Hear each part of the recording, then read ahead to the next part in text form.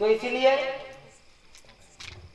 आप अपनी आवश्यकताओं को संजोएं, जितना हो सके उन्हें कम करें, क्योंकि ये सत्य बात है, जितनी ज्यादा वस्तुएं आपके पास होंगी आप उनका उपयोग नहीं कर पाओगे, आपको समझ में नहीं पड़ेगा कि आखिर इसको हम कहाँ पे लगाएं। कई बार अधिक वस्तुएं हो जाने से भी हमें चिंता हो जाती है, कोई लेना जाए, जैसे कहीं संपत्ति होती है, कहीं बहुत सारा धन होता है, रात में नींद नहीं आती, चोरी ना हो जाए, डकैत ना पड़ जाए, कोई चुरा ना ले, कोई जान ना ले, कोई छीन ना ले, रात की नींद खराब हो जाती, दिन होता है तो उस संपत्ति में और चिंता होती, किसे और बढ़ाना है, कैसे बढ़े, ये कैसे बढ़े, तो दिन रात की नींद भी चली जाती है। और जो लोग संयम रखते हैं, अपनी आवश्यकताओं को संजोए रखते हैं, वह आराम से, उनको चाहे बिस्तर मिले, चारपाई मिले नहीं मिले, नींद आ रही है, वो जमीन पे लेट जाएंगे तो आनंदमय नींद होगी।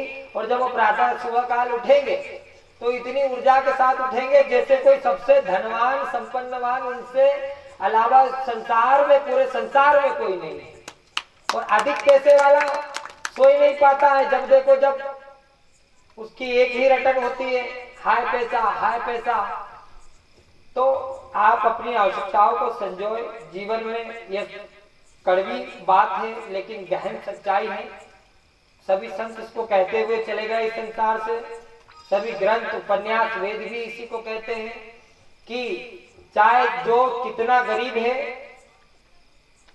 चाहे जो कितना अमीर है, लेकिन दोनों का आज का जीवन चला गया, आज का दिन चला गया, ना गरीब बचा पाया ना पैसे वाला बचा पाया। जब दोनों ही मिलके आज के दिन को नहीं बचा सकते तो पैसा किसी काम का नहीं।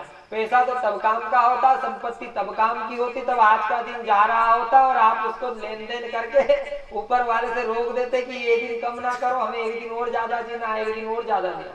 लेकिन कितना भी संपत्ति पैसा हो, हम अपने दिन को नहीं बचा सकते, और चाहे जो जितना गरीब हो वह भी दिन को नहीं बचा सकता।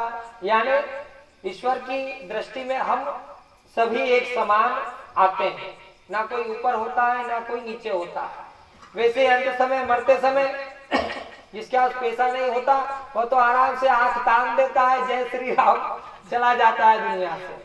और जिसके पास खूब संपत्ति होती है उसके लिए तो कई बार वो दान करो तो ये दान करो तो वो पूजा करो, उसके प्राण ही नहीं निकलते, वो वसीयत ही करते रहता, लाओ वसीयत, किसको देना क्या देना उसे समझ में नहीं आता, और वह छोड़ के जाना नहीं चाहता, लेकिन मजबूरन उसे उसके जीवन को छोड़ के जाना पड़ता है।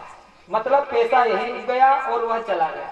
और वास्तविक रूप से हम ये बार बार कहते हैं कि मनुष्य की आयु 100 वर्ष की है, लेकिन हम जितने भी बैठे हैं हम मानते हैं कि मनुष्य की आयु 100 वर्ष की, लेकिन हम जितने भी बैठे हैं और इस संसार में जितने भी जन्म ले चुके उनकी आयु 100 वर्ष की नहीं बची।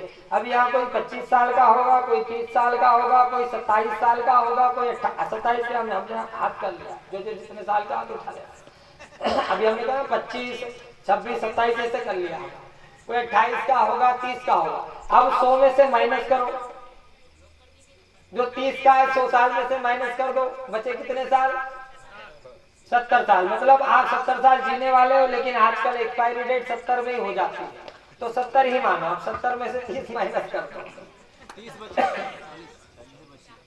40 बच गया। मतलब 30 40 यानी 50-50 मान लो।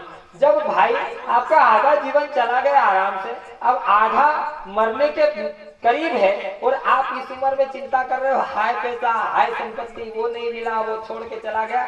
जिसे छोड़ के जाना है उसे जाने दो, जिसे आना है उसे आने दो, जो है उसमें खुश रहो, यही परमात्मा का दूसरा नाम है।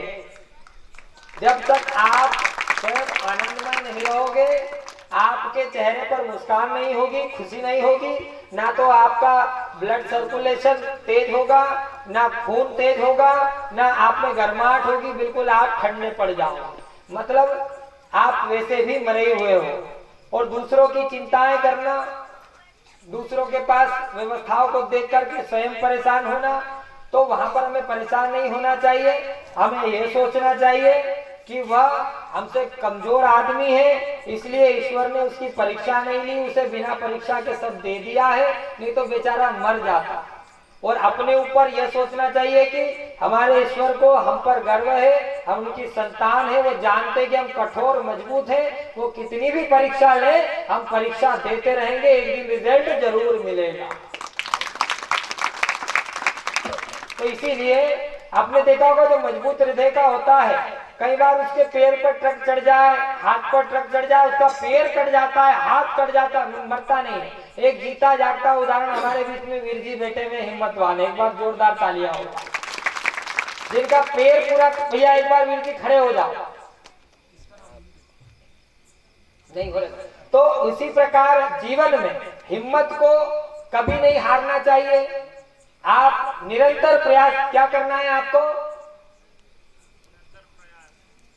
निरंतर प्रयास करना चाहिए जीवन में, क्योंकि प्रयास से ही सफलता मिलती है। दूसरी ओर आस्था, श्रद्धा और ये विश्वास, यह आपका मनोबल बढ़ाते हैं। अगर आपके प्रयास में कोई कमी रह जाती है तो देव कृपा करके उस कमी को पूरा कर देते हैं। लेकिन ये संभव नहीं कि आप प्रयास ही नहीं करो, सिर्फ आस्था रखो, विश्वास रखो, हाँ पर्चे में आ गया है, गुरुजी ने कह दिया, फलाने बाबा ने कह दिया, बस घरे जाओ और सो जाओ, सुबह उठो, तारीख देखो, रात में फिर सो जाओ, समय आएगा, हो नहीं होगा। जब तक आप कर्म नहीं करोगे फल बिल्कुल भी नहीं मिलेगा। बिना कर्म के फल संभव ही नहीं है। संभव है क्या? नहीं है। इसलिए आप प्रयास करो, मेहनत करो, परिश्रम करो। लेकिन यह सत्य बता रहे हैं आपको, आप जैसे हो, आप अगर अधिक बुद्धि वाले हो, तेज बुद्धि वाले हो, आपको अधिक और तेज बुद्धि वाले निरंतर लोग मिलेंगे। कम बुद्धि वाले हो, कम बुद्धि वाले मिलेंगे। आप में जैसी योग्यता स्वयं के अंदर धारण कर रखी, वैसा संसार आपको मिलता चला जाएगा। आपके लिए नया डेवलपमेंट होता चला जाएगा। इसी को प्रकृति परिवर्तन कहते हैं। क्या कहते हैं? प्रकृति परिवर्तन कहते हैं, जो निरंतर आपके लिए आपके जैसा इस प्रकृति को डेवलपमेंट निर्मित करती रहेगी।